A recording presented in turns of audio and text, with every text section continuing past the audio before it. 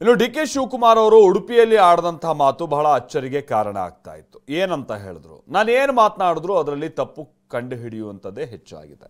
ಹೀಗಾಗಿ ನನ್ನ ಬಾಯಿಂದ ಯಾವುದೇ ತಪ್ಪು ನುಡಿಸದಂತೆ ಶ್ರೀಕೃಷ್ಣ ಪರಮಾತ್ಮನಲ್ಲಿ ಮೊದಲಿಗೆ ಪ್ರಾರ್ಥಿಸ್ತೀನಿ ಅಂತ ಡಿ.ಕೆ. ಶಿವಕುಮಾರ್ ಭಾಷಣದ ಆರಂಭದ ಹಂತದಲ್ಲೇ ಹೇಳ್ತಾರೆ.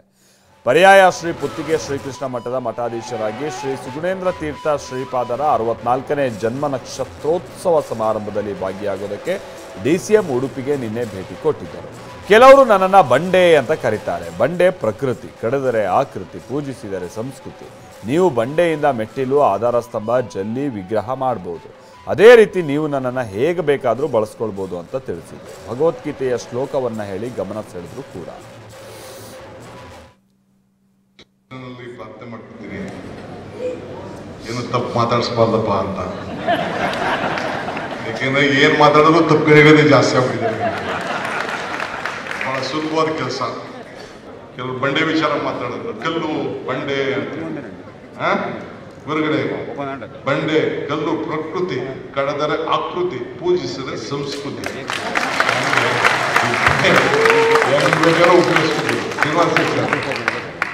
ಈ ಬಂಡೆನ ತಲ್ಪ ಇದನ್ನ ಮೆಟ್ಲು ಮಾಡ್ಕೋಬಹುದು, ದಿಂಡು ಮಾಡ್ಕೋಬಹುದು, ಜಲ್ಲಿನೂ ಮಾಡ್ಕೋಬಹುದು, ವಿಗ್ರಹನೂ ಮಾಡ್ಕೋಬಹುದು, ಹೆಂಗ್ ಬೇಕಾದ್ರೂ ಉಪಯೋಗಿಸ್ಕೊಳ್ತಾರೆ. ಇಷ್ಟು ಮಾತ್ರ ಹೇಳಿ, ನನಗೆ ಆಗ ವಿಶ್ವರೂಪ ದರ್ಶನ ನೋಡಿದಾಗ ನನಗೆ 50-60 ವರ್ಷದ ನನ್ನ ಒಂದು ವಿಚಾರ ತಲೆಗೆ ಹೋಗ್ತಾ ಇತ್ತು.